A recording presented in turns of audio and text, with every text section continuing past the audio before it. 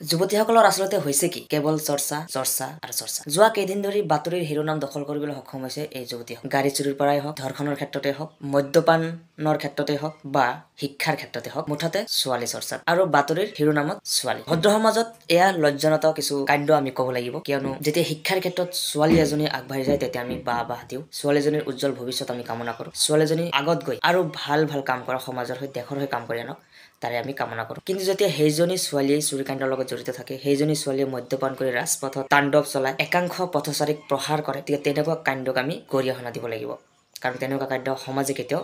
মানি নলয় গতিকে আমি সজাগ খবৰ হ'ল ছোৱালীসকলে বৰ্তমান যুগত প্ৰতিটো ক্ষেত্ৰতে প্ৰথম স্থান হ'বলৈ লাহে লাহে গৈ আছে আপুনি শিক্ষাৰ ক্ষেত্ৰত যুৱকসকলক আগবাঢ়ি যাওক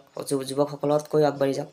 আপুনি খেলত স্পৰ্টছত আপুনি যুৱকসকলক পিছ পৰি আগলৈ আগবাঢ়ি যাওক দেশৰ সুনাম কঢ়িয়াই আনক মা দেউতাৰ সুনাম কঢ়িয়াই আনক কিন্তু মদ্যপানৰ ক্ষেত্ৰত যদি শীৰ্ষস্থান দখল কৰে তেনেহ'লে কথাটো বাৰু কেনেকুৱা হয় যদি আমি চুৰিৰ ক্ষেত্ৰত যুৱতীসকলে যদি চুৰিৰ ক্ষেত্ৰত শীৰ্ষস্থান দখল কৰে তেনেহ'লে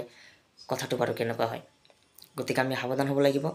আমাৰ শিক্ষাৰ অগ্ৰগতিৰ লগে লগে আমি এই সকল বস্তু আমি শুধৰণি কৰিব লাগিব যাতে সমাজখন সুস্থ থাকে সমাজৰ মানুহবিলাক সুস্থ থাকে আৰু সেই সুস্থ থাকিলেহে দেশ এখন বা সমাজ এখন বা ৰাজ্য এখন আমি শীৰ্ষ স্থানলৈ আগুৱাই লৈ যাব পাৰিম